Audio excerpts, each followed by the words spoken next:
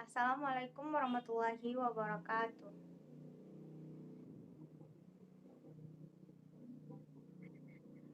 Baiklah, sebelumnya saya memperkenalkan diri, perkenalkan nama saya Jessica Nondramita. Kali ini saya dan teman saya akan menampilkan hasil presentasi mengenai PPT Proposal Business Plan, yaitu usaha masing-masing. Yang pertama yang akan menampilkan yaitu saya sendiri. Proposal Business Plan Minarako, Jessica Nondramita dengan nomor NIM 210794043. Sedikit saya bercerita mengenai sejarah awal mulanya berdiri usaha ini. Usaha Minarako ini berdiri awalnya karena kesukaan saya memakan mie pedas. Waktu itu Minarako ini sangat viral. Orang-orang memang memburu mie pedas ini. Dan di tempat saya, lokasi penjualan Minarako ini cukup jauh, membutuhkan waktu untuk membelinya ke sana. Dengan demikian muncul ide untuk membuka usaha Minarako ini.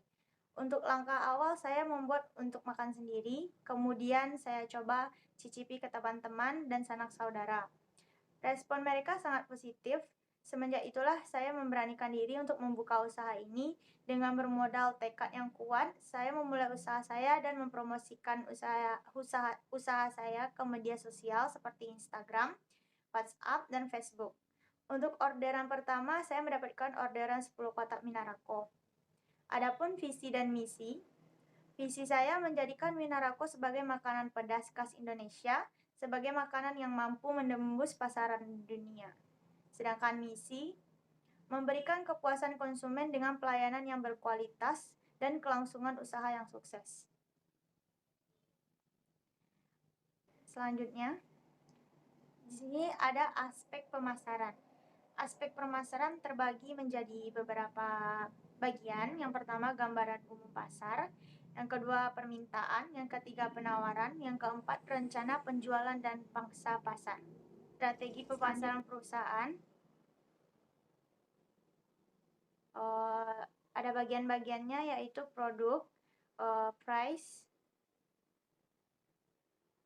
promotion, advertising, sales promotion, personal selling, public relation, placement, people, process, physical advance.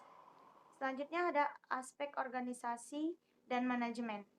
Usaha Minarako Dapur Genomi ini belum berbentuk badan usaha, hanya masih berbentuk usaha kecil-kecilan. Mudah-mudahan kedepannya bisa dibentuk suatu badan usaha. Aspek organisasi. Nama perusahaan Minarako, nama pemilik atau pimpinan Jessica Nondramita dengan alamat kantor Jalan Muhammad Zain, Padang Painan. Selanjutnya aspek produksi. Terdapat produk, nilai manfaat produk, kegunaan atau fungsi produk. Dan selanjutnya ada aspek keuangan, strategi sumber pendanaan usaha, pelaksanaan program pembinaan usaha kecil atau koperasi PUKK, dan bina lingkungan yang dilaksanakan di dalam lingkungan masyarakat yang bertujuan untuk mendorong tercapainya pertumbuhan ekonomi rakyat melalui pemerataan di sektor ekonomi di mana anggota masyarakat, golongan pengusaha kecil, dan koperasi diberi kesempatan untuk melakukan perluasan usahanya. Selanjutnya, ada proyek keuangan, analisa kelayakan usaha. Dan ada dua metode, yaitu metode discount cash flow, yaitu metode pengukuran investasi dengan melihat nilai waktu uang dalam menghitung tingkat pengembalian modal pada masa yang akan datang. Yang kedua, metode non-discount cash flow, yaitu metode pengukuran investasi dengan melihat kekuatan pengembalian modal tanpa mempertimbangkan nilai waktu terhadap uang. Selanjutnya ada analisa keuntungan. Analisa keuntungan ditujukan terhadap rencana keuntungan dengan menyesuaikan atau setup harga volume penjualan yang dapat diserap oleh pasar dengan mempertimbangkan kebijakan dari pesaing. Sekian pemaparan PowerPoint proposal business plan saya. Jika ada kata, saya mohon maaf. Langsung saja, saya persilakan kepada teman saya untuk menampilkan presentasi PowerPoint proposal business plan-nya. Kepada Ilma dipersilakan. Baiklah, Assalamualaikum warahmatullahi wabarakatuh. Waalaikumsalam warahmatullahi wabarakatuh. Baiklah, Ilma di sini akan mempresentasikan hasil PowerPoint bisnis plan usaha kerupuk Budima kita.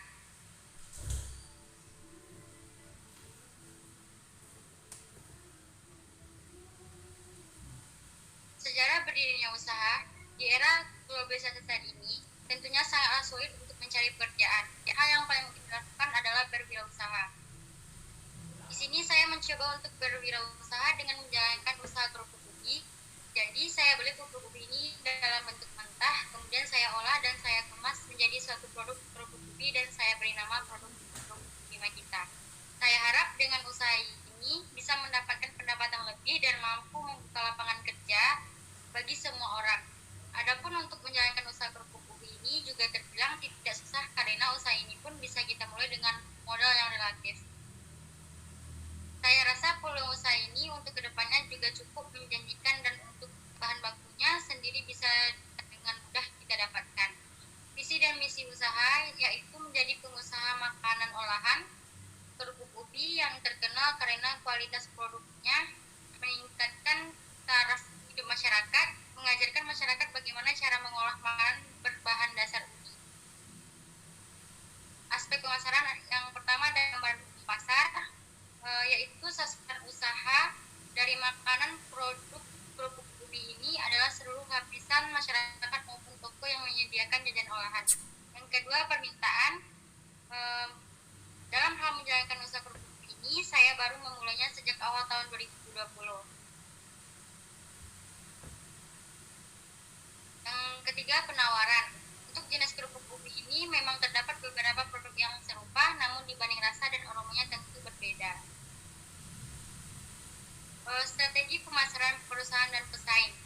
Yang pertama ada produk, yang kedua ada price, yang ketiga ada promotion, yang keempat ada placement, yang kelima people, yang keenam proses, yang ketujuh physical evidence. Adapun analisa SWOT sebagai berikut. Yang pertama, kekuatan. Diproduksi dengan menggunakan komponen yang sehat sebagai bahan utamanya yaitu ubi. Sudah mempunyai pelanggan tetap sehingga hasil produksi bisa langsung dikirimkan ke semua pelanggan yang sudah melakukan pre-order sebelumnya. Yang kedua ada kelemahan. Perlu dilakukan ketelitian pada saat melakukan penggorengan. Yang ketiga, peluang melihat produk ini masih belum banyak pesaing, maka cukup mudah bagi kami untuk membuat orang penasaran akan produk ini. Yang keempat ada ancaman. Hal yang akan menjadi ancaman dari produk ini adalah pesaing-pesaing yang pastinya juga akan terus tumbuh, sehingga kita harus lebih inovatif untuk tetap bisa bersaing dan mendapatkan banyak pelanggan. Yang selanjutnya aspek organisasi dan manajemen, dan ada aspek produksi. Yang pertama produk, yang kedua proses produksi, yang ketiga kapasitas produksi, yang keempat tanah dan bangunan, yang kelima pemasangan sarana penunjang, yang keenam mesin dan peralatan, yang ketujuh bahan baku dan bahan pembantu, yang kedelapan tenaga produksi atau tenaga kerja langsung. Aspek keuangan, yang pertama strategi sumber pendanaan usaha, yang kedua proyeksi keuangan, yaitu ada sumber pendanaan, kebutuhan pembiayaan atau modal investasi, kebutuhan pembiayaan atau modal kerja, analisa biaya tetap, proyeksi aliran kas usaha. Yang ketiga ada analisa kelayakan usaha. Yang selanjutnya ada metode diskon cash flow. Adalah metode pengukuran investasi dengan melihat nilai waktu uang dalam menghitung tingkat pengembalian modal pada masa yang akan datang. Yang keempat, analisa keuntungan ditujukan terhadap rencana keuntungan dengan menyesuaikan atau set up harga dan volume penjualan yang dapat diserap oleh pasar dengan mempertimbangkan kebijaksanaan dan pesaing. Sekian, terima kasih. Assalamualaikum warahmatullahi wabarakatuh. Waalaikumsalam warahmatullahi wabarakatuh. Baik, itulah hasil penampilan presentasi mengenai PowerPoint proposal bisnis plan dari kita. Jika ada kritik atau saran, dipersilakan. Dan jika ada salah kata, mohon maaf. Saya sudahi dengan wassalamualaikum warahmatullahi wabarakatuh. Waalaikumsalam warahmatullahi wabarakatuh.